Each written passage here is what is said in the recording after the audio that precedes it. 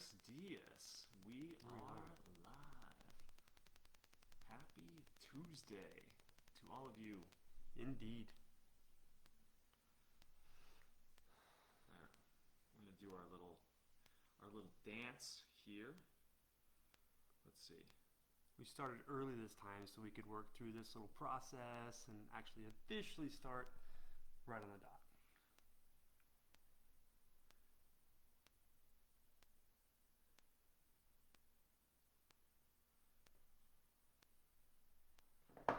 All right, we're good and on time. Man, Love it. it's good to be with you. Yeah, man. It was a good pleasure. session this morning. It was. Very good session. It was very therapeutic. It's Yeah. always medicine for me. Yeah. Yeah. Yeah, we started out with our a little mandate this morning. Got you some overnight oats and a nice black coffee. That was really delicious, man. Yeah, I dug it. That's good.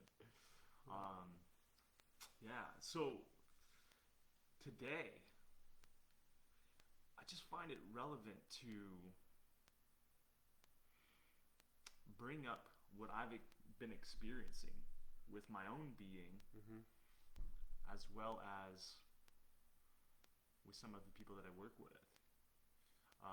Coaching, relationships, and all of that. Another note, we've got our new microphone on here. If you can hear us, could you please give us a thumbs up? Little mic check. Little mic check. Make sure our Forgot about technology's that. working. Imagine we sit here for an hour and 15 minutes and People are like, we're smiling and laughing, but nobody knows what the hell we're saying.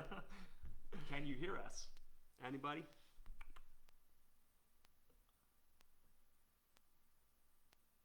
It's 13 on. Can you not hear us? You can say that too. Somebody. It may be working. Oh, wait. No. It did work. Okay, cool. Yeah. Oh yeah, it's got a 30-second delay. Yeah. One of these days we'll figure this out. We're getting there, people. We're getting there. We're dialing it in. You know, it just goes to show ready's a lie, baby. Like, look, see, move. Just get into action. We'll figure it out. I said, where's Nikki when we need her? Right? Come set us straight. She handles all that, so we don't have to think about it. You know, it frees up that mental bandwidth. Yeah, Focus. we're on our own now. We're on our That's own right. island here. I don't know who left us unattended. Yeah, Bad idea. Who thought this was a good idea? Who okayed that? Okay. Buenos dias to all you beautiful humans. So good to be with all you guys. Yeah. And without the tribe, who would we be? We'd just be sitting here looking at each other. Two dudes talking to each other. Yeah. I mean, we do have really good conversations. Yeah, for sure. I mean, I really appreciate that about you. For sure, it's a sacred space that is very near and dear to my heart, and seemingly challenging to duplicate. Yeah. I think that expressing gratitude for you in how well you have held the mirror for me when I'm working through something and going through a rut, and being able to have you to really get an honest feedback about it. Unbiased, you love me regardless, and I think that that's been really fertile ground for my own personal growth, so thank you for that. You're very welcome. Yeah. And it's symbiotic. Is that the word? Like, it goes both ways, Okay. right? Like, for me, it doesn't matter what you go do and your humanness. Like, I know who you are. I know what you are. Yeah. I know how you serve. And I mean, let's be honest. Whatever you're dealing with, like, I haven't dealt with that, and vice versa, right? You know, so it is a sacred thing to hold that space and support one another. So thank you. So, let's unpack that a little bit. I like that.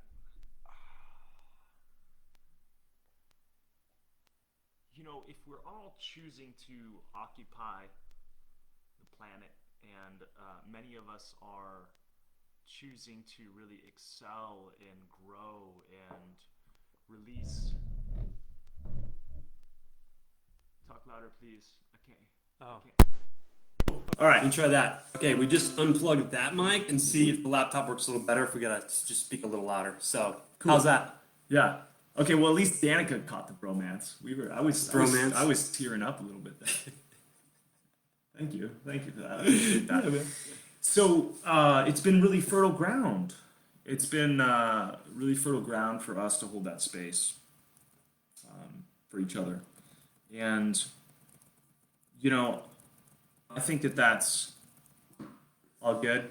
Okay, Cool. beautiful. Thank you guys. Accountability partners. Appreciate you guys. Keep us in check. Right. Yeah. So unpack that a little bit. It's been, for all of us that are taking ourselves on to be able to have this fertile space with another being such that we can really grow and feel safe to fully unfold. What do you think were some of the dynamics that contributed to our relationship? Because this by far has been the most fertile relationship I have had, and being able to step into bigger, better versions Yeah. of myself. So there was probably some key things that came together to create that. I've never thought of that question. Like, what were the things, the elements? And, if I look at some of my other relationships, that close tribe, like, I love those people dearly. And they're so valuable to me for their own independent reasons, right? Yet this is a space that's helped me evolve spiritually and come to know myself, see myself, love myself the most. I think, how did we get started? Huh. I think that it was, we had originally met in, doing some personal growth work with, Yeah. on the ranch, and then we Right. slowly started talking about getting to know each other, and then kind of opening up about our visions. Yeah, I think it started, it started at the ranch, right? Mhm. Men's leadership. And then coming back, we connected on just like agent loan officer, and started talking, but it was like, let's go in a different direction. Yeah. Mm-hmm. Yeah, Maybe something much bigger. totally. But I think some of the dynamics that were really at play with how we are, so we always had an intention to come get some work done, to like come work on Yes. ourselves and our creations. Even when we didn't want to sometimes. Yeah, and I feel like that when I felt you were falling off track and vice versa, that we would unapologetically say that, hey, this is what I see, Yeah. and how we were able to give each other feedback, but not make it mean that we were less than, and get into some kind of triggering situation. Totally, yeah. And by the way, ladies and gentlemen, we're going somewhere with this, so it's relevant and pay attention. Totally. So, and I think that was because, and we never had like a necessarily disagreement. Let me rephrase that. I think we disagree on a lot of things. But We disagree on a lot of things, but not to the point where like, little kid, I'm gonna grab my toys and go home. yeah. You know what I mean? Mm-hmm. It was, we could agree to disagree and have a different viewpoint and perspective, but the feedback was so vital of like, hey, I don't know if you noticed this, but what you just said was X and it led to Y, and are you seeing this? And is that what you desire to create? Yeah. Not good, bad, right, or wrong, but is that serving you? Yeah. And could you look at it from this way? Mm. So it was, hey, I'm just holding up the mirror to let you know you're slipping. And is that where you want to go? No. Okay. What would you like to do? Mhm. Create this? Okay. How about look at it from this perspective? How about approach it from this? And, Yeah. hold that space of like, I see you bigger, better than sometimes we see ourselves. So where we're going with this is, if we're all taking ourselves on and desiring to show up bigger, how can we consciously create more fertile relationships where you can grow through partnership? Like, do you have that person in your life other than, maybe your spouse? Could it be, a good friend who is on a path and you have deep respect for? Can you cultivate a relationship where you can both keep each other lovingly accountable.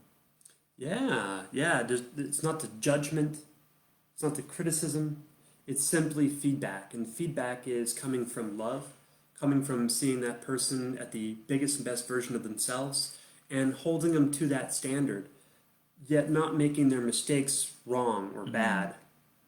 Yeah. Like it just is. It's those mistakes, those obstacles, those hurdles are all necessary for the spirit to evolve and unfold. I mean, if you don't have those problems to solve, those obstacles to overcome, how are you growing? And if you're not growing, you're decaying. So who do you surround yourself with that's supporting you and creating that space for you to grow? Yeah. Good morning to you, Samantha. Thank you for that. So, I tell people that it almost sounds weird listening to it come out of my mouth, but like, you've held me when I've cried, when I was a blubbering baby, or whatever I was working on in some of our journeys. And, that's such a deeply intimate place. And I can't say that I've ever had a relationship like that ever before, but we're all capable of being able to be unapologetically ourselves with another being, and vice versa. So my wish is for everybody to be open to receiving that type of relationship that can really help you speed up your growth. Not that it's a race or anything, but it certainly feels good to be able to have a space to release. Yeah, it's a resource, right? Yeah. Yeah. Again, not because there's a mad dash to get to the end, but like we can improve, so why not help each other improve? Why not support one another, uplift, encourage, empower, inspire? Yeah. And why? Well, I mean, we believe that we're all connected. It's only in our separateness do we experience pain and suffering. Yeah.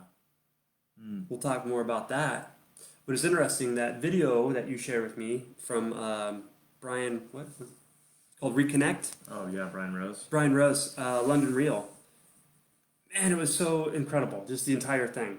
Super powerful. So go to YouTube, look up Reconnect, Brian Rose from London Real. Incredible, about hour and a half movie. Intense. And the part about how we all are not just connected human to human, but to really every living organism around us. I mean, think about it. The trees take in our carbon dioxide and produce fresh oxygen.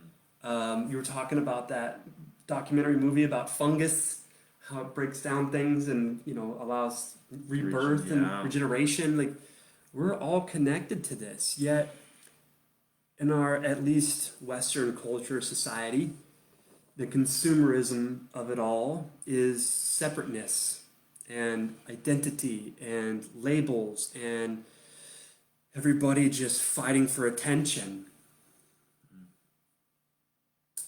Further creating a divide.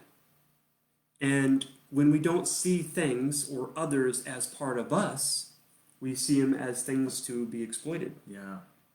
Instead of to work in partnership with, in collaboration, for everyone's benefit and growth and longevity. Yeah. And I think some of the things that we're experiencing in the collective right now are just evidence of our disharmony with existence itself. And we're seeing the planet do some funky things. We're seeing some division amongst people, which is definitely an indication that we're going somewhere. Things are for sure shifting. But I think that, while it's really cool to see a lot of people come together in this movement for change, we need change. We need a big reset. But some of the ways some people are choosing to go about it is them acting out of their unresolved pain. And it's back to, we talk about, we can't end fear and hate with more fear and hate. And, you know, my prescription on how we would change the planet and have heaven on earth would look like, let's not go out there and try to fight a thing, but let's all 7.8 billion beings turn within and start to see what kind of fears we're holding on to, what kind of past traumas are being stored in the body that are acting out in ways that are not so harmonious. And if we were to turn our attention inward and relieve some of these things, as quantum physics would say, our outer reality would begin to reflect that change. Completely. Yeah. So I think some of the ways these, movements are coming about are definitely out of pain and fear, and perhaps that attracts more pain and fear. How could it not? Yeah. It would be an alignment. Yeah. Because that's the essence of that movement. Yeah. It's the essence, it's the energy of it. Mm. So how could it not attract more of it? So I was in a conversation the other day about the heaviness of everything going on, and how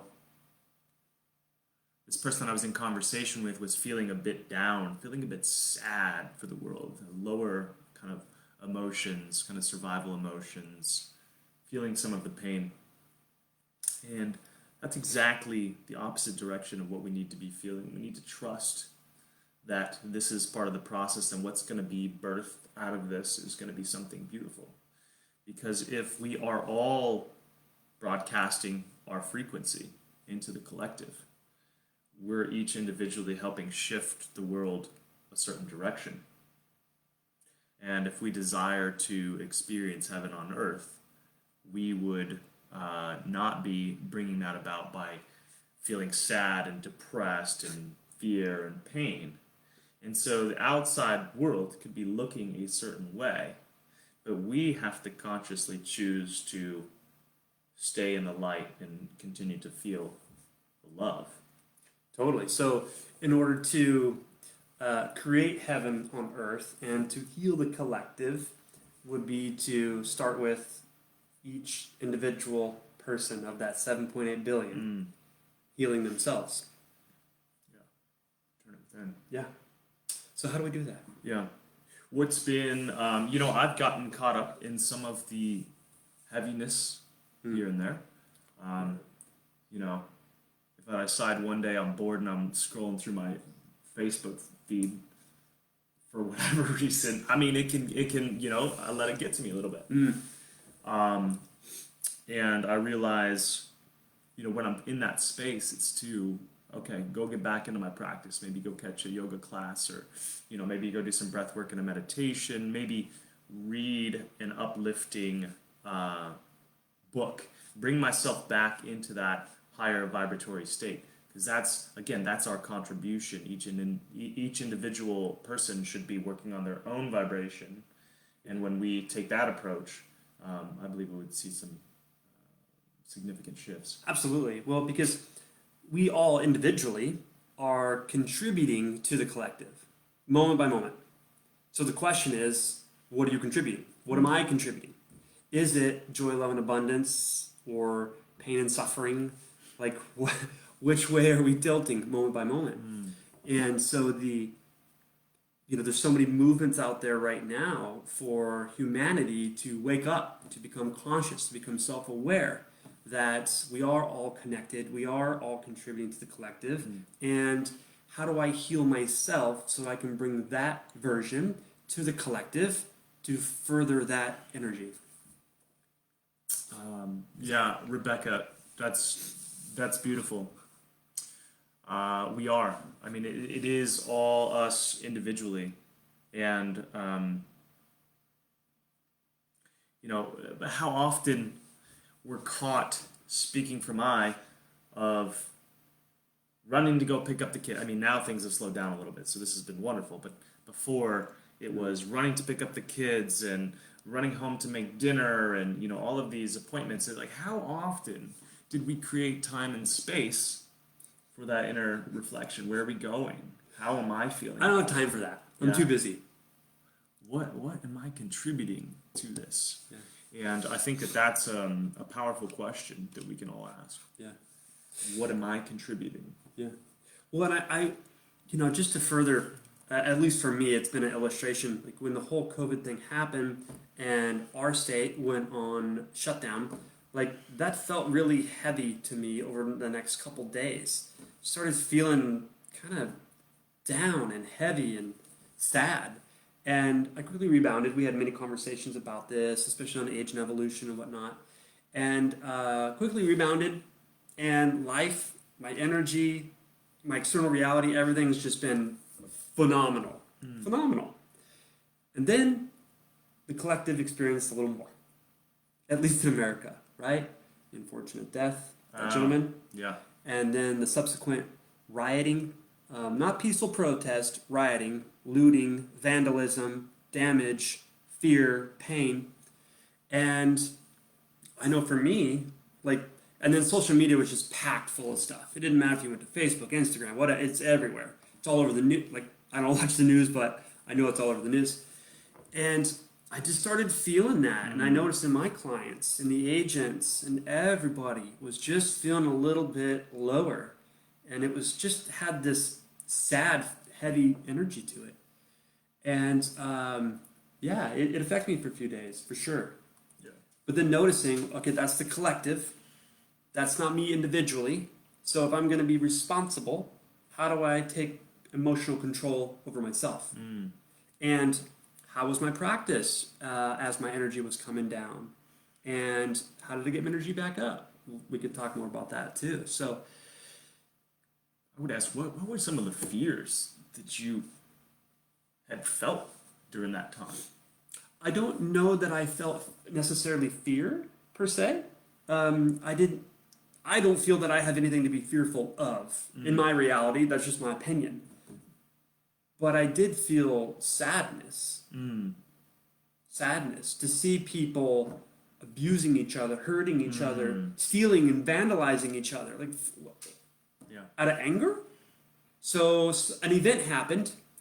I get angry and triggered, and now I go spread more pain. I don't connect the dots and how that dynamic works or why it works, right? Like, if we see pain and suffering, we see some bad people doing bad things to good people, like, we're going to correct that by spreading more pain and fear?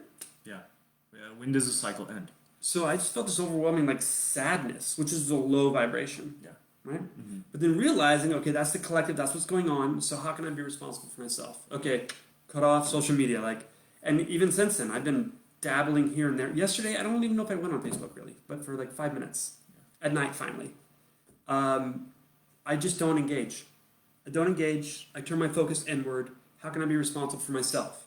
If I want there to be more love and light out there, I gotta have to become more and spread that.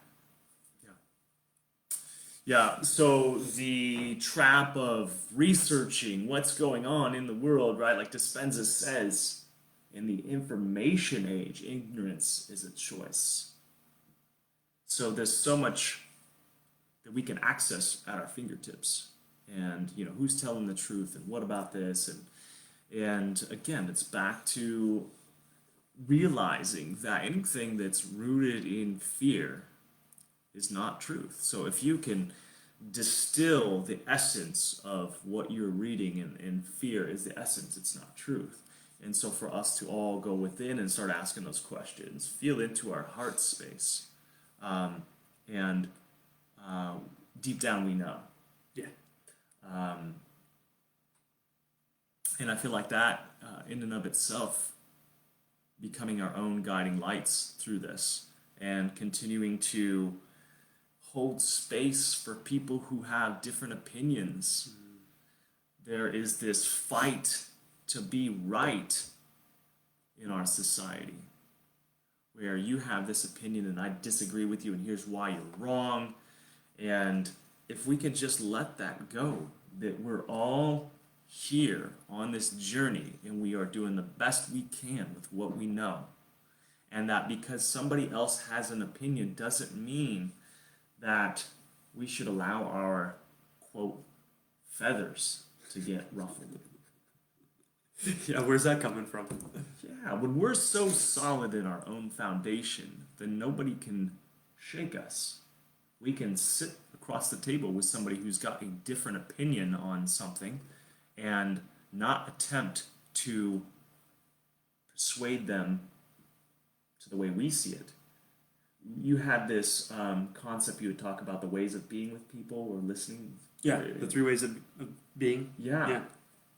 The last one was just be with. Just accept that people have different contexts and life experiences, and that they are observing the world around them through this lens that they've created through their experiences.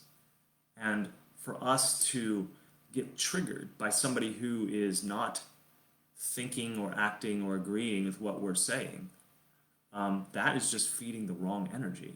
We need to make space for everybody right now and just be accepting. Yeah, I mean, so if we think about it, okay, humanity, so the human race, like, where do we want to go? What do we want this to be about? Yeah. Do we want to come together and grow as one and advance our human race? That's going to take collaboration. That's going to take coming together. And how do we come together with and receive and entertain new information if we're looking through the lens of I'm right, you're wrong. Oh, yes, I agree with you because you're saying what I believe is to be true. Therefore, you're right because I'm right. Yeah. You know, or you just said something way off the wall and I disagree with that. That's not my truth. So you're wrong because I'm right. And if I'm right, then you must be wrong. Like, when does that cycle end? Yeah. I mean, how long ago was it that somebody came up and they're like, hey, I got this idea. We're going to transmit information through radio waves. Like, all right, this dude's nuts, lock him up. Right? Like, how many people made that person wrong? You all know what I'm talking about. You've heard the stories, right? The telephone, the radio, all of these inventions of, like, came up with someone's imagination, and they had to have a space to unpack that idea. They had to have a tribe of people that would listen and entertain, even if they didn't quite understand it or agree with it at first. Yeah. Well, when we can let go of our need to always be in certainty, we can be open to hearing new ideas. And you say that wisdom is being able to entertain an idea and not necessarily adopting it as your truth. So being able to hear something and see what resonates, if anything at all. And I think that's a good way of being as we move through this kind of collective shift. Absolutely. And I'd like to talk about what we were just talking actually before we went live, about some notices and so forth, and some really powerful awarenesses that we've had and shifts that we've made and how that transpired. Because again, if it comes back to being responsible for self and healing the self, if we get to spread that, we get to become that, we get to share that so that others may do the same. So I'd like to deep dive into some of that. Yeah. Talk to me about that. Excuse me. I have some allergies. Yeah. So,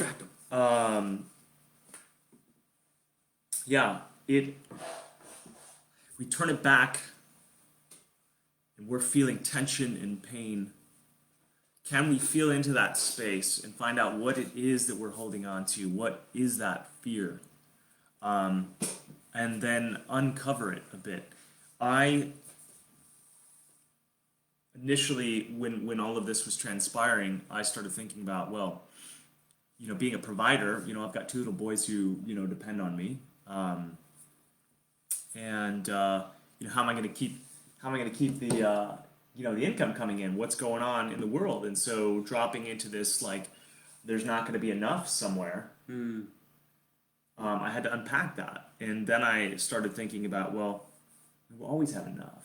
I mean, I've got a roof over my head. You know, if nobody's paying their bills, you know, we're all staying in our house. I'm just going to go in the backyard and grow my food, you know.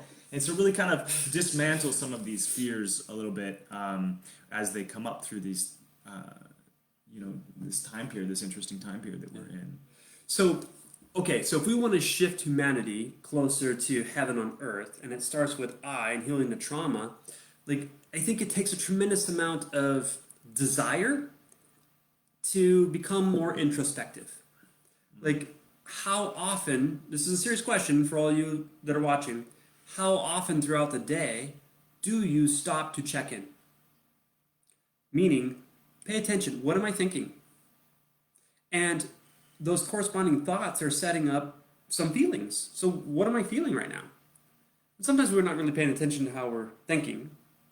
But I think you can always tune into how am I feeling? What am I experiencing right now? And if we tune into that, it's really easy to identify what are the thoughts that are driving those feelings. Because those feelings are now driving like-kind thoughts. And so this perpetual loop happens, right?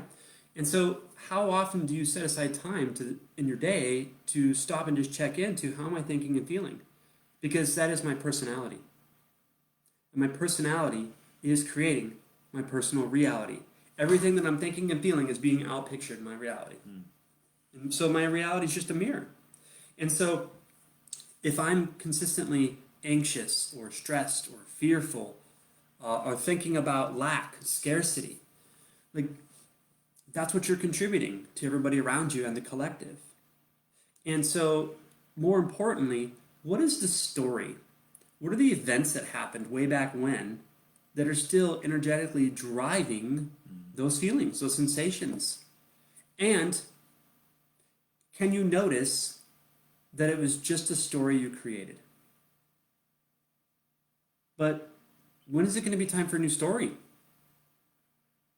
Because if you created the last one that's being outpictured, causing a shit show, then don't you think you'd be able to create a new story that would be outpictured, that's called like joy, love, and abundance? Yeah. And so where is this need for the attachment to the old story? Because it's known, because it's predictable. Yeah, it's familiar. Because it's familiar. I've known it for so long, it's so easy to slip back into that state. But the question to ask yourself is this serving me in creating desired results? Yeah. Is this story compelling? Does this story get me out of bed in the morning? Does this story like cause me to become awake and alive and go be? Or do I go further and further in my hole, emotionally speaking, hit snooze a couple times in the morning, finally roll out of bed because I have to, because I have responsibilities and obligations and I got to provide. And then if I can just make it through my day, man, to come home and put dinner on the table and then check out with some TV and go to bed and do it all over again tomorrow. Like, yeah, what kind of existence is that? It's just that. It's just an existence. Just there. It's not living. Yeah. And I've lived that for a long time in my past. Yeah. Sucks. I feel like I get down. It's usually self-induced. For me. I always making a couple poor decisions and jeopardizing your vibe. Yeah. Oh yeah. So the vibe's high. And it's like, no, I'm good. I can afford a little slip. I can afford a little dip. I can, whatever that is that's going to lower your vibe. And it could be a certain food, an alcohol, a night out, whatever. Yeah. And like, I'm in control. I got this. And that casualness breeds casualties. The next thing you know, it's just a slippery slope. That's my check-in with you. It's like, yeah, hey man, how's your vibe? yeah. About once or twice a week, man. How's your vibe? A little funky. Yeah. I always follow up with a self-induced, like a way to be in ownership, right? Totally.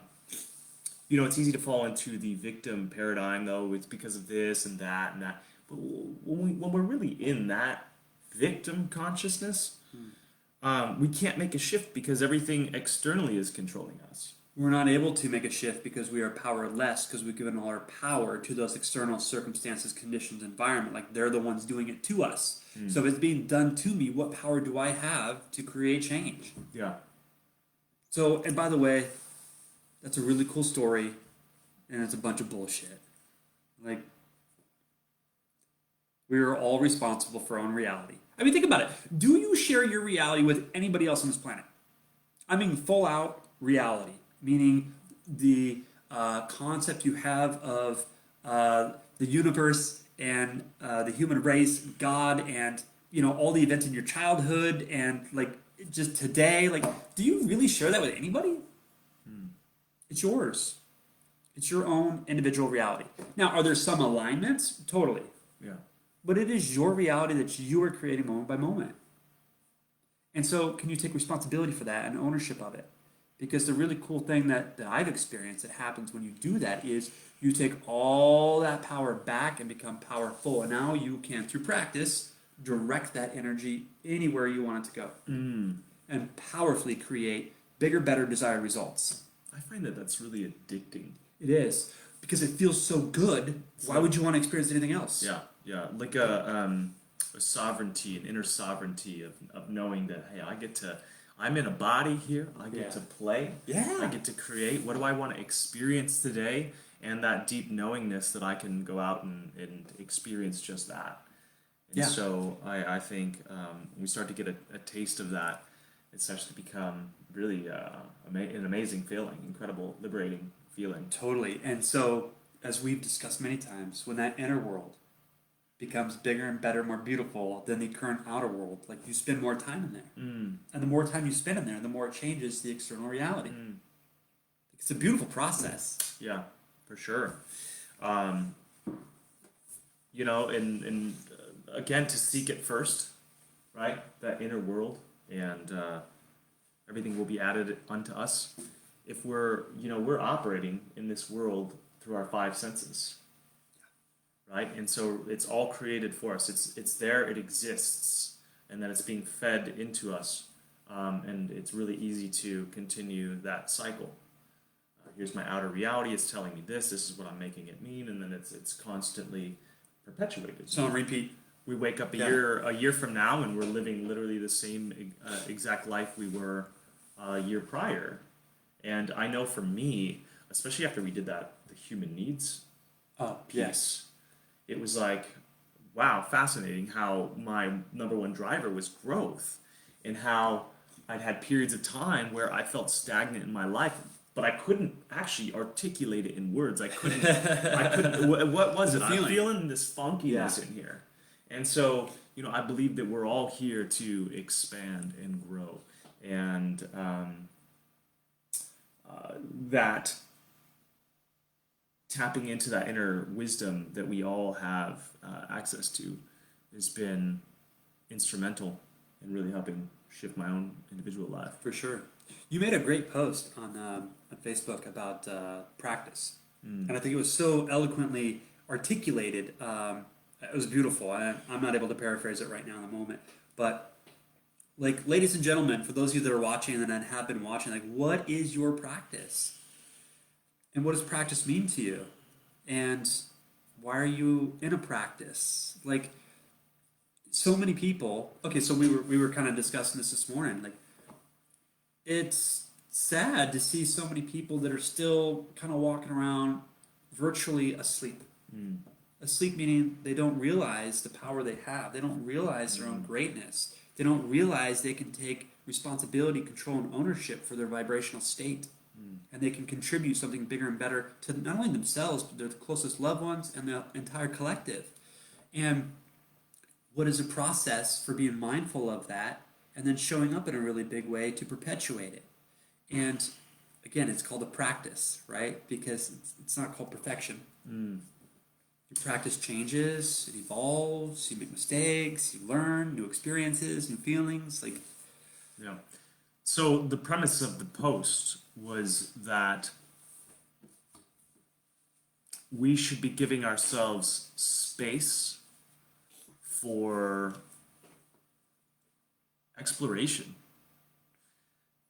So to develop this sadhana, this spiritual practice, to keep connected to the inner world, and not think that it needs to look a certain way, Because if we are thinking about it, oh, I messed this up, or oh, I just can't do it, like that's actually the wrong direction. We're in our thinking mind, right? And we're actually supposed to be getting out of the ego and getting into that inner world.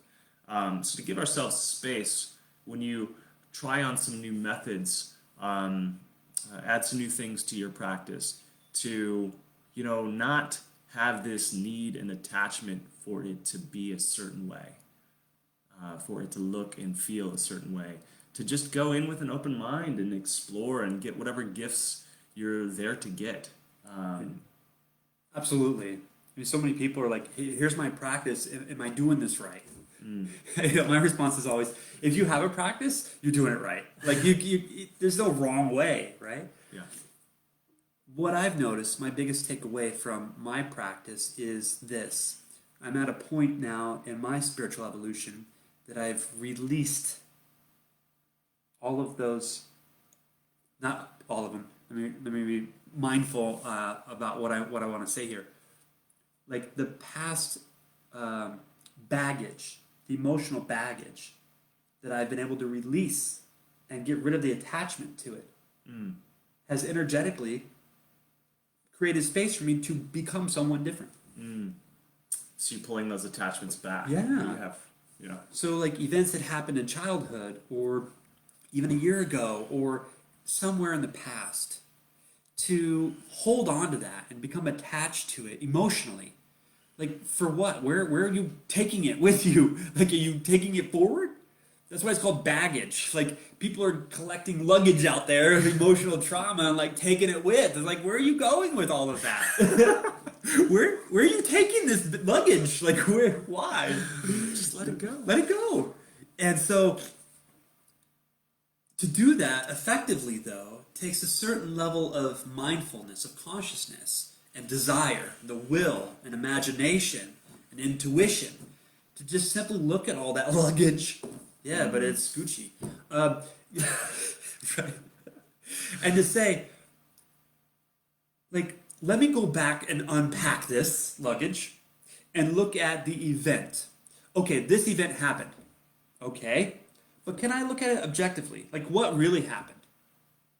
That event, that thing, truly happened. But why did I assign a certain meaning to it? And the meaning was so impactful that it stuck and it took root. And now I must take it with me. It's my energy, it's my baggage, and I'm storing it in my body. Where could it go until I decide to release it? Yeah. So can I look at that event and look at, okay, so my mom did this. All right. Was it really because of me? Did that really mean that I'm worthless? Did that really mean that I'm not enough? No. It was an event that happened. A child assigned a meaning to it. And I learned that I'm not enough because if I was enough, she wouldn't have done that. Is that true? Not at all. So can you reframe your relationship to some of those events emotionally? Yeah. But that's back to the number one thing that we should all be doing, which is cultivating a deeper sense of inner awareness, that we are just a walking program. And some pieces of that program are incredibly serving, and there are other pieces of that program that are full of limitation. And, it's our job to release it. Those are the weights that bind us. And, I see that in, past relationships that I'd had with women, and perhaps some unworthiness. I wasn't worthy of attracting a good partner, and I continued to perpetuate that cycle for years. And becoming aware of that, doing the work, finding out perhaps where it came from, and transmuting it, releasing it. And then we get to move forward on this journey. Don't you notice, though, when you go and you unpack those situations that you find are like reoccurring themes in your life, and you get to the root of it, and you restructure emotionally what that event meant, you take off that energy. And that energy, where does it go? Back to you. Now you become more powerful. Yeah. And that gives you more like a higher vibration to go unpack more things. Yeah. And it's uncomfortable at first to kind of revisit some of those events at first. But through practice, it gets easier and easier, and you develop more confidence and more skill, and you can look at those things and restructure them quicker, making more and more subtle shifts. And what I've noticed for myself is I'm way more powerful than I ever could have imagined, and I'm nowhere near where I'm going to end up. Yeah. And so it's just, can you fall in love with the process? Because I know for myself, I spent the majority of my life always chasing. Because when I feel that way, when I have that thing, then I'll be in them. So always chasing, because there's never enough. Yeah. It was like this bottomless pit, attempting to throw things in. And just... Yeah, we are attempting to fill voids. Yeah. Right? I don't feel enough, so I need this external thing to look a certain way so that I then feel enough. And then we realize that still doesn't get it, then we continue to look for the next thing. Yeah. So, the next flavor of the month. Yeah. You know? Yeah. I had a really good, just a super intense, like I'm just amazed at some of the heaviness of the conversations I have with just random people that come to me with stuff, and I love it, and I love being able to hold that space. And so here was, a gentleman who was just a little boy who never got love, similar to perhaps, my journey in certain ways. And in an effort to build this armor around him, he wanted to control the external world and have everything look a certain way. Because when it was controlled, he knew that it was predictable and he wouldn't get hurt. And what was happening in his world was that these relationships, these attachments to certain things to look certain ways, didn't come through, and then there would be a massive amount of tension, and in this anger and this anger would just come out of him, and he would just completely destroy and obliterate the relationships, like ridiculous. And when we can pull some of that back, and all of it was rooted in fear, and he wanted to control the outer world because he didn't feel safe and feel loved. And so if he could then turn that back around and know that he was enough, if we're in a body, we're enough, we're worthy. If you're alive. Yeah. We're enough. And so to go into that internal world and really cultivate that sense of self-love, that gratitude for your own existence, and then release the outer world to look a certain way, and in that process, then the world just becomes more flow with. Wu Wei? Wu Wei, yeah. Alan Watts, yeah. I've definitely the noticed. principle of not forcing. Yeah. And so, really it comes down to, so that example you used about that person, that man that didn't feel loved or seen as a child, right? And the abandonment or whatever the trauma was, right? That created this thought that, well, that means that I have to control things, and now I have expectations. And when those expectations aren't met, what does he experience? Pain. Anger. Hatred. Which further perpetuates the fear. Yep. So it's just a busted, broken model. Yeah. And, you could just see the amount of damage that had been caused in all the relationships. I mean, he came to me and, said that he was going to end his life if this goes on for another couple months. And just to see how much trauma we all have, like we're a 4-year-old little boy and an event takes place. It's inherently neutral. We make it mean something, right? That I'm not enough, right? Children are, what was that in that documentary? Narcissistic. We think it's all about our father, our father leaves my mom, and it's automatically my fault because my reality is the only thing that exists as a 4-year-old boy. Yeah. And then I make it mean like I caused it and I'm not enough. And all of a sudden, this continues to create chaos in our world. And, so much so for this gentleman, that he was contemplating his exit from this world and this man has 6 kids. Wow. When is the trauma cycle going to end? You know, and the thing I think is important to point out is that we all have trauma. Every single one of us. You know, that movie that we just started this episode with, Reconnect. Like, Brian Rose, his trauma was his parents getting divorced when he was 7. I look at that, and, you know, in the past, what I would do is I would compare that to my events, and I'd be like, dude, like, man up, that's nothing. Try this on for size. Try that, like, look what happened to me, right? That was so dramatic. This one-upness. Yeah. And it's like, well, mine was way worse. It's like, no. Wait a minute. A level 10 to me, like somebody else experiencing what I'd call a 1, to them it was a level 10. Like, we all have trauma. And there is no competition of, like, whose was worse. Like, it left the same lasting impact, the same impression on all of us equally. And, you know, here's that Brian Rose. I don't know how old he is now, but he's probably in his late 40s, Yeah. I would, at least, right? And here he is finally unpacking this stuff from when he was 7. Like, what if he would have started that at like 17 Yeah. or even 27? Like, what would he have brought to humanity? Yeah. A bigger and better version of himself. And don't get me wrong, like, the guy contributes massively and has great content. So we all have trauma.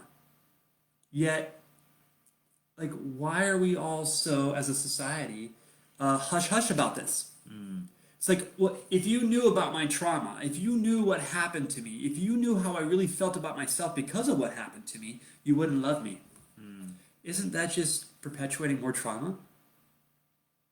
Yeah, that we have this, like, need to act like we've got it all together. Yes. So that we get our outer praise from other people. Yeah, let me show you what I want you to see, Yeah. so that you give me love and connection. Yeah. Because if you knew the real me, you wouldn't love me. Which is such bullshit. Yeah. Like, Really sad. yeah. And so, you guys want to turn this around? It starts with I, right? So, like, do you have a space, do you have a tribe, do you have people you can turn to for support through this process, through this practice? Could you start with some daily gratitude? Like, as soon as your eyes open, like, can you start just feeling joy, love, and abundance? Can you write down some things you're grateful for in your reality? Write down some things you're grateful for that don't exist, but write them out as if they do, so you can feel that sensation. You take that into a meditation to quiet your analytical mind, to become connected to Source, and to expand your imagination. Did you know, of course you all do, because you've paid attention and you watch our content and so forth, like, gosh, I don't want to say this. We all have the ability, because human beings have the prefrontal cortex, you can make thought more real than an actual experience. We've done this with the lemon exercise, right? Like, we could walk you through an exercise where you'll have literally a biological reaction to a thought. Now, how's that possible? You didn't actually experience it. So, here's the question. For all of us that have trauma unresolved, and now it's baggage that we're attempting to pull along in our lives on our pursuit to go create bigger, better results, like, don't you want to rewrite that energy? Like, can you go inside your imagination and start thinking about the life you do desire to live and how you do want to feel, and start practicing that? Like, where is this need for the attachment to those old emotions? And why not just let it go? Yeah. Do you have someone you can talk to about that? Like, unpack this kind of stuff, reframe your relationship to it, give it a new energy. Jeffrey, I liked your comment. Thank you for that. Yeah, this is allowing for the grace of others.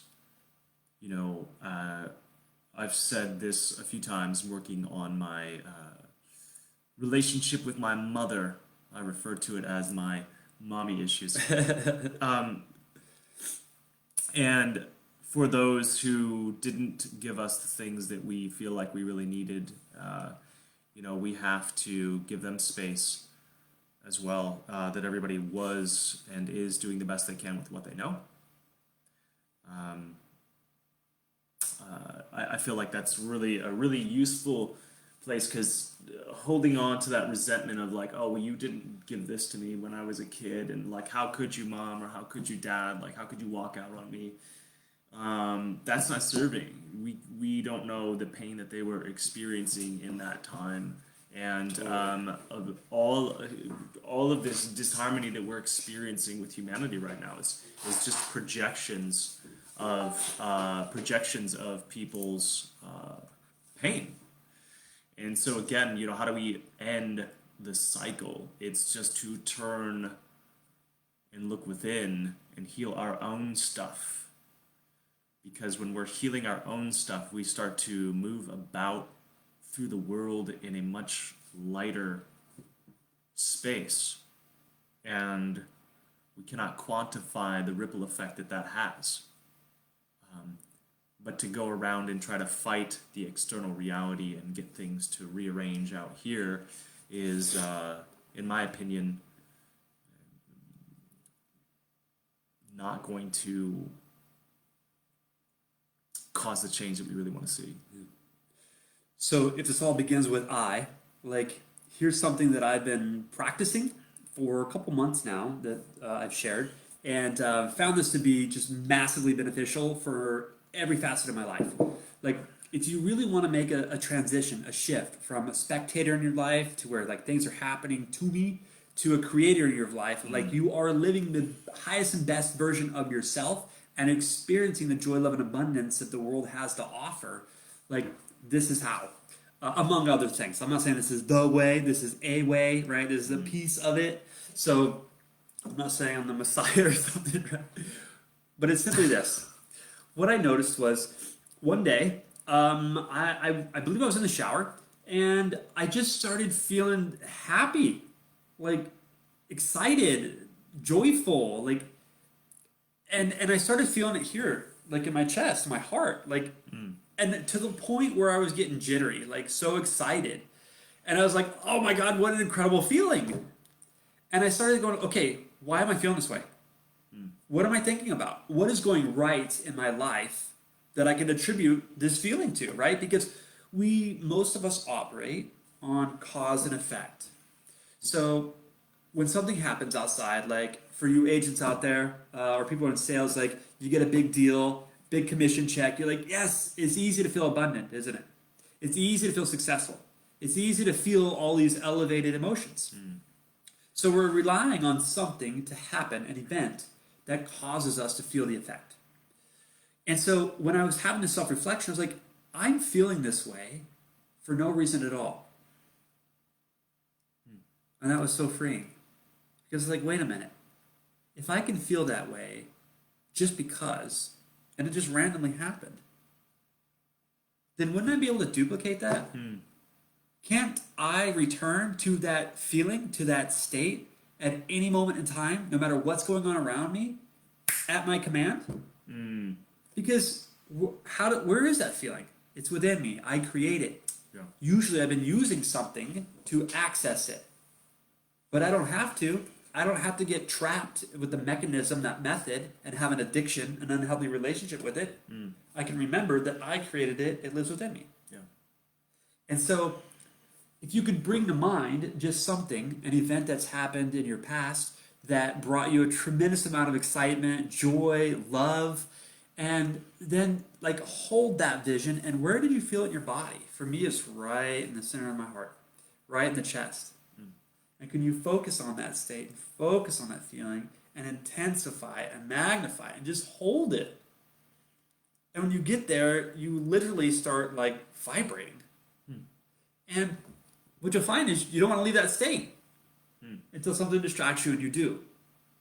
But then when you think of it again and it comes up, like, it's so much fun. It feels so good.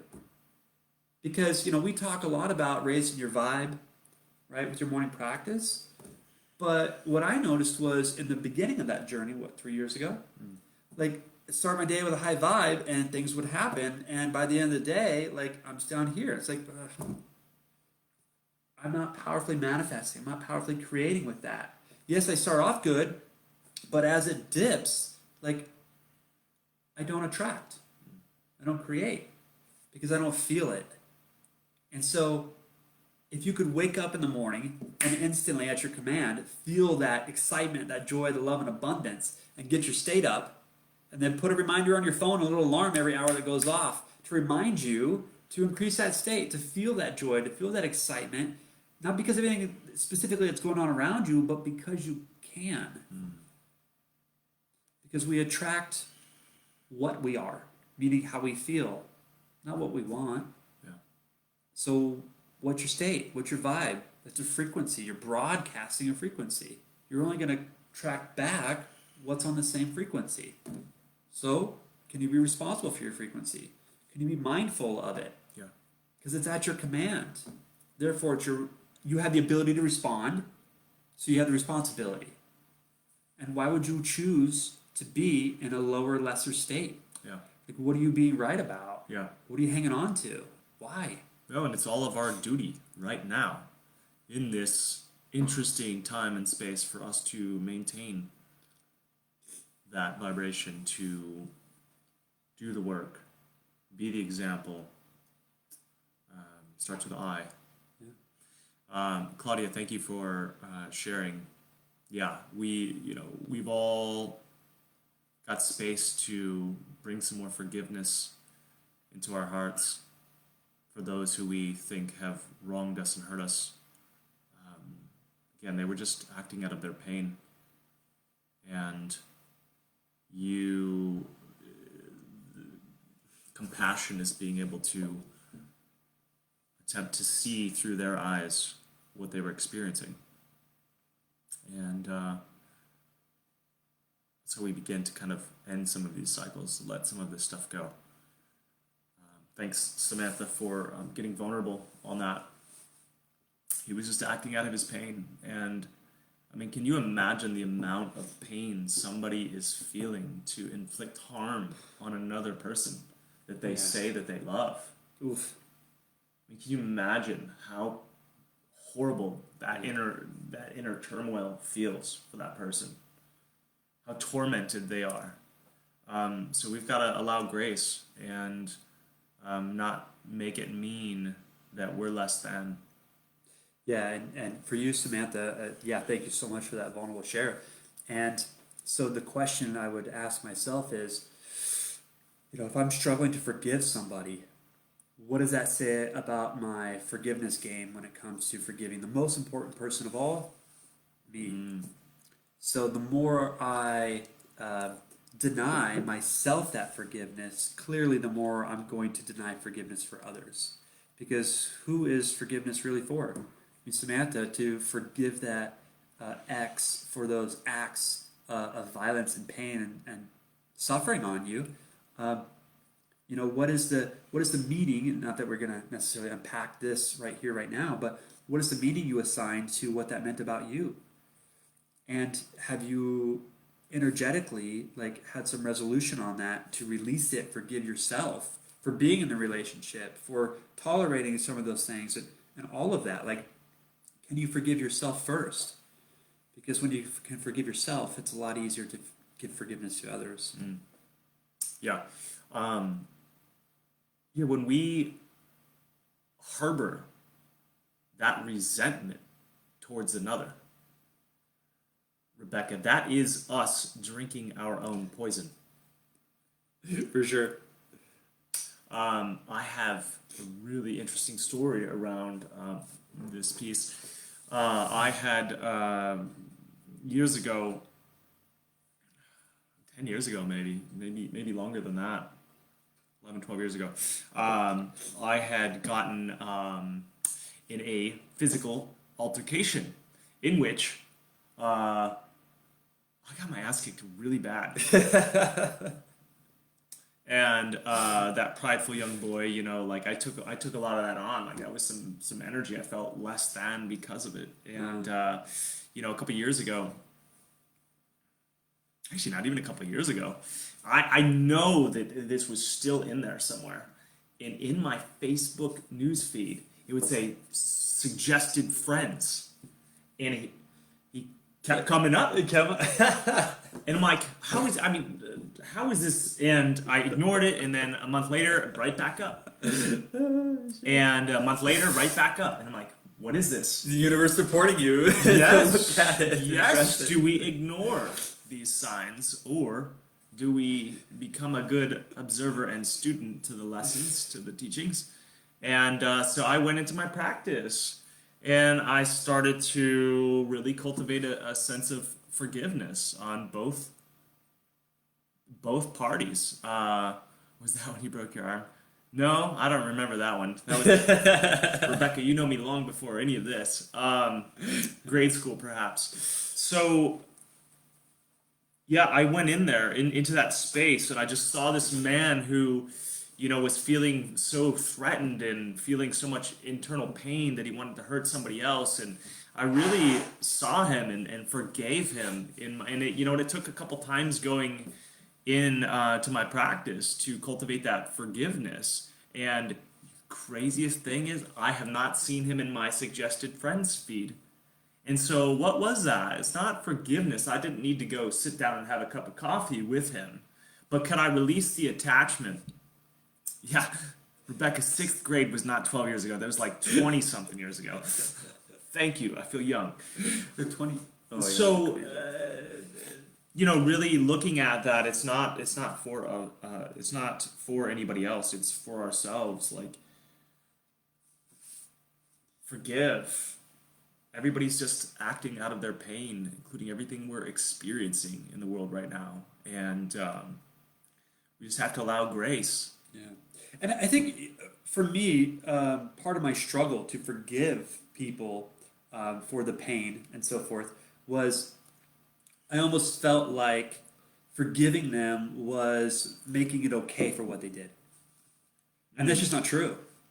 Like, that's not now my definition of forgiveness. Forgiveness is to simply release that energy and to give as you did before. Meaning, and here's why I think denying the forgiveness is really drinking your own poison. Because if somebody did something and it hurt you, right? That's a whole other conversation to unpack. Like, how does someone really hurt your feelings without your consent or permission? It's just something they did. And so to take that on and say, like, well, I'm not going to give them forgiveness means that I was still closing off my heart. So I wasn't completely open to move forward with the relationships that I already had, or let alone new relationships. Because my heart's still a little closed off.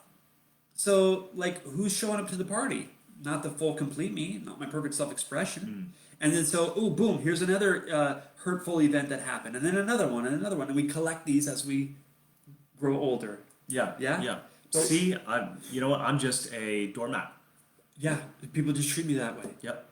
And so people don't respect my boundaries. Every time your heart gets closed off a little more, a little more, a little more. And then why wouldn't you be living in pain and fear and scarcity, right? Yeah. And so forgiveness is to say, I choose to leave my heart wide open, and people may do things to me that I deem or assign significance to that they're wrong, and so on and so forth. But that doesn't mean I'm going to stop being me. Like, what a take for myself that I can't be myself, because if I'm myself, then someone's going to hurt me. Like, yet that was my model of reality that I operated from for so many years. I love that. So,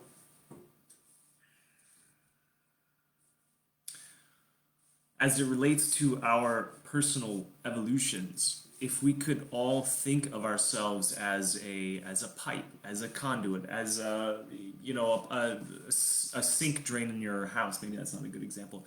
But what happens over time is these deposits, these limitations, slowly choke off the flow. And when we begin to do the work, we start to remove these limitations. We process these traumas, we release them, we forgive people. We become an open conduit, an open channel, an open container for the light to flow through us. And when we are in that space, we just flow, and life is beautiful, and we have fun, and we inspire, and we bring our deepest gifts to the world.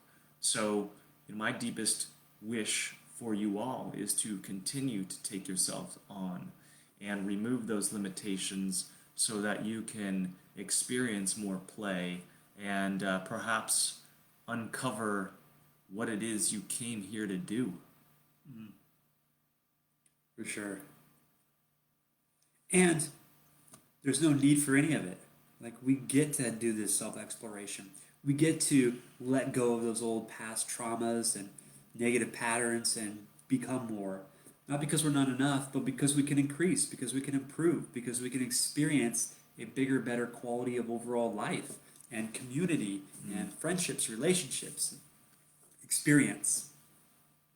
It's just a choice. If we are not having fun playing the game, we have misread the instructions. Oh, I love that. I love that. Say that again. If we're not having fun playing this game called life, then might I suggest you have misread the instructions. Oof. And that when we get to tap into this sense of play, which is being unattached and just experiencing and flowing with and having fun, watch your world open up. Yeah. So we've got about 4 minutes, 3.5 minutes. What are some takeaways? What can people take now? I think the number one thing is, like, step one, becoming more self-aware. Like, just notice what you're noticing. Notice the thoughts that you're having on repeat throughout your day. Notice that how you're feeling energetically. Like, am I feeling joyful? Am I feeling vibrant? Am I feeling full of life? Or am I feeling a little, and why? Like, what am I thinking about? So pay attention to your own state. And then, what is your daily practice, your morning ritual, your sadhana, that allows you a space to increase your state, to rise your vibration? And then, can you start to invoke that excitement, that joy, for no reason at all, but because it's a feeling, it's an emotion, it's energy emotion that exists already within you? And can you start to practice this and work with it so that it's at your command and you can invoke it any moment in time? You want a little burst of energy? Don't reach out for Dutch Bros or Starbucks. Like, how about a little of that work? Right? How about a little meditation to quiet down a local mind that wants to stress out and attach to the worst possible outcome that's coming in the future? Like, let go of that, go back to center, quiet the mind, and invoke those feelings, and then, like, watch how you end up in this flow state where things just start unfolding for you. But it starts with you being responsible for your own state and noticing, what are the patterns that I involve myself with? What are the patterns that are unconscious, meaning they're below my analytical mind, that are just running? Yeah. And then to know that, like, that's you. You installed those. Yeah. And that's really exciting news. Because if you installed some of those shit shows, you can uninstall, learn something new, reinstall something that does support you. Like, we're evidence of this. And so many of you that are watching us are as well. Like, how many people out there in our tribe are, day by day, doing the work, making massive strides, having huge successes, making great mistakes, and learning along the way? Because if you're not having fun in the process, we've misread the instructions. Yeah. You know? So start paying attention, like, what are you chasing and why, versus just being. Andrew, how do we stay attention? So I'd like to answer this. Love people where they are at. They don't need to act and be a certain way. They are uniquely them. And cultivate that space and not need them to give you anything. And I can say that in some of my deepest and most intimate relationships, where I just appreciate and respect them for where they're at and they don't need to be a certain way, I'm just allowing them to unfold the way that they're going to unfold. And some of those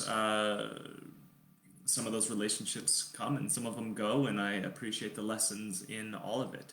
So are you saying when you have no expectations on them or the relationship, and you can just be with, it can flourish into something beautiful? Yeah.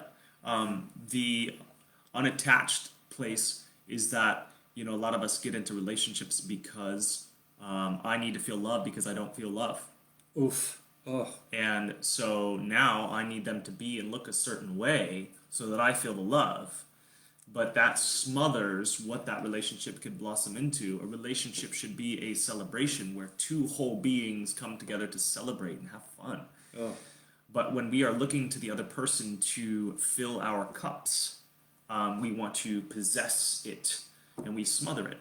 Not only do we possess it and strangle the shit out of it, but then we expect them to give us exactly what we desire, when we desire it, and most importantly, how we desire to receive it. And they're just supposed to know this. That's the biggest illusion of all. That set of expectations that are never met.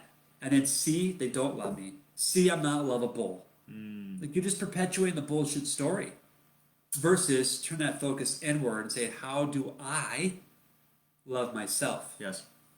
Cultivate that, where your inner being is so solid that it needs the outer world. It needs nothing from the outer world. And then you can actually, in my experience, appreciate the beauty in it. At such a higher level. So I have an interesting, I can keep going, I'm having fun with this. Whatever. But I have an interesting experience around my relationship with women. And for a while there, and it bubbles up every now and then when I'm feeling, unworthy. But I was always seeking that female validation. I think a lot of men do. Yeah. Now, when I've just been so deep in my practice and appreciative for myself, and I spend long periods of time by myself, and I'm creating and doing the things that I want to do, I have many relationships with women now who we're just friends, and I appreciate a certain aspect of each and every one of them, and I don't need those relationships to look and be a certain way. So I think that's a really cool space to be in. So I still love them and I see them and I appreciate them, but I don't need them to be a certain way, like I gotta possess it because it might go away. So that is, I think, a deeper dive around that, Andrew. Remaining, like, loving people, but becoming unattached for them to be a certain way. Yeah. Like, it starts within. So, Mr. Stonham, they don't need to be a certain way. No. So, no expectations of them being a certain way as they continue to hate for their own selfish purposes. Yes. So, here's a perfect example of this. And I think I know what you're talking about, and I'm not going to unpack that. So let's keep it vague, because I have a similar situation. I mean, who does not have a past relationship where they experience some hate and selfishness and things like that, right? Maybe it's with a past honey. Maybe it's with someone that you share children with that you're no longer in relationship with in an intimate romantic sense, but you still are in relationship because you share children together. So let's take that context. So how do you need them to be? What expectations do you have on them and why? My ex-wives, plural, I have no expectations on now, but I used to, and I had a lot of them, and I had so much evidence to support why I was right and they were wrong, why I'm good and they are bad. And well, it's just a damn mess. Like, I don't need those women to be or do anything. And that, my friend, is freedom. I think the art of relationship is also to be able to practice creating agreements. So for that partnership you're really desiring to cultivate, rather than having expectations and they should be reading your mind and obliging all of your requests telepathically, you can create a safe space to converse back and forth and create agreements in which both parties choose in on. And imagine the strength of the container that can be created when you are intentional and purposeful with how you're being in it. Yet how do you create that if you're bringing forward all this stuff from the past, the pain, the hurt, the resentment, because that's now the lens, that's the filter in which you're taking all new information. Yeah. That person could make a change and shift, and you never see it because you hold this belief, this story, it's a filter. And so when new information comes in, it's going to delete it, distort it, pervert it, whatever. Like, you've got to be mindful, increase your self-awareness, your consciousness, and look at the filter. What's the story of creating that? Can I get rid of it?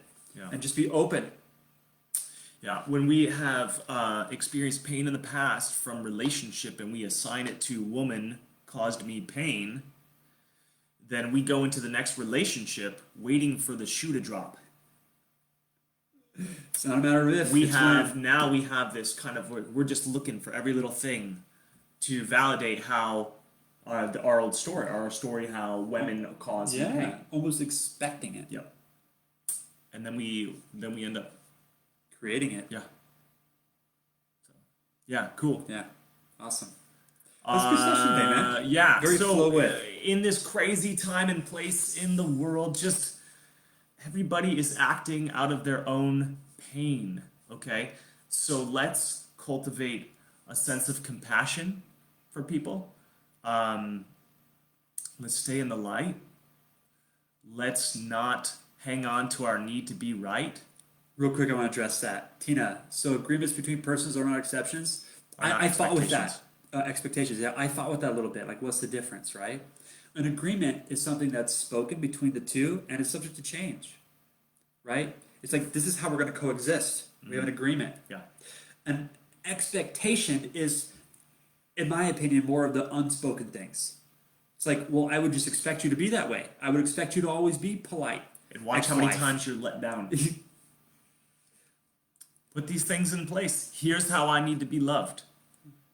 So if we can look at agreements as spoken, coming to terms, versus expectations that are unspoken. Yeah, both parties need to choose in. Upon. Yeah.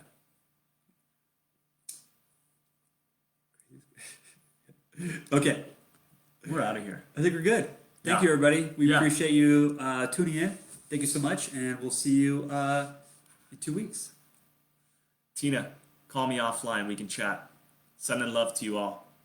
Peace.